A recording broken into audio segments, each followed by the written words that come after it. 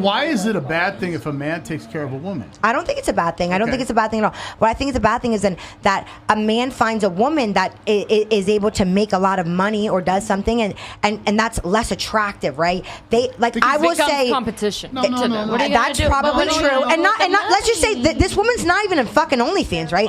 This woman is literally like she's a CEO of a Forbes 500 company, right? And the man next to her is like he's also in a Forbes 500 company, but he's probably not going to pick her because she threatens his ego. Let me land this plane real quick. Okay, so here's the thing: is the number one reason for divorce, and women initiate 75% of divorces right now. The number one reason for divorce is because the woman and the man were making equal, or the man was making more. Oh, the woman was making more. The woman was when the woman begins to make more. That's what precipitates divorce. It is the woman that divorces the guy who does not have as much money because now she's in a different tax bracket. She's in a new status. She's like, why am I with this bro guy when I can get with these guys that I'm working with 40 hours a week who I have to answer to because they're my supervisors. They are above me in rank in this, whatever this hierarchy is in the American workplace. Why am I going to listen to what my husband has to say? He don't make as much money as I do. I make more and he's out the door.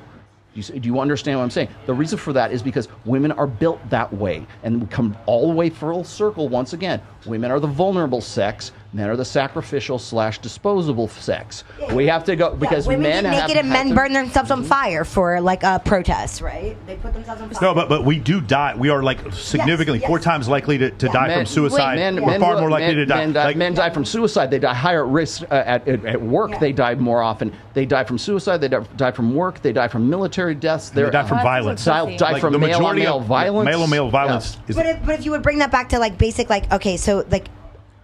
All right, bring that back to the basics of whatever.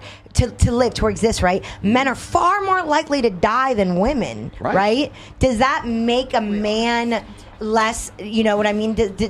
When you say you look at a woman, whether or not they can reproduce for you, right? And that's fundamentally, that's right. That's how life, we go on, right? Yeah, sure. You look at a woman like, whether or not she have wide hips, does she have big tits, you know, whatever, is she young, youthful? Those are things that you find attractive, right? Now, but men themselves, right, are far more likely to die or for whatever reason, like than women, right? Yes. So does that make you, you know, when you talk about what species is kind of, I don't want to say inferior or superior, right? We're not saying it's superior. Well, I'm not saying either, but I'm just saying when you say what's more likely to outlive another, it's... Women are far more likely to outlive men. Yes. 51% of the human population is female. 49% is male, and the difference is because women live to 70. Women live to 78, men live to 72. The reason why is we're 4 times more likely to commit suicide. By the way, men and women attempt suicide at the same rate. Men commit at a much higher rate. When men are divorced after the age of 40 and they have lost their money, they are 9 times as likely to commit.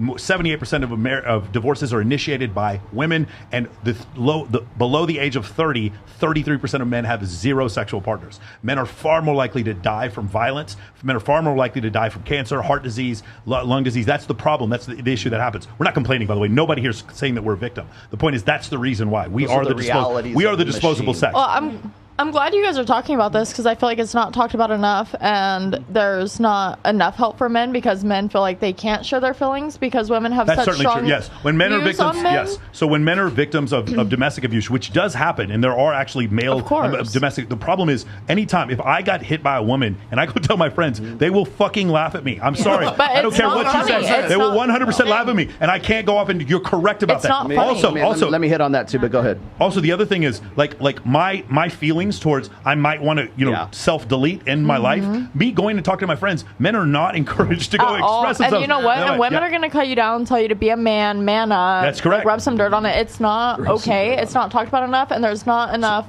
emotional support for men, and it makes me super frustrated. Let me just hold that thought. When you say vulnerability and they can't talk about their feelings, it's not talking about feelings. Everything we've said up here right now has been factual. It's not like I feel like this happened.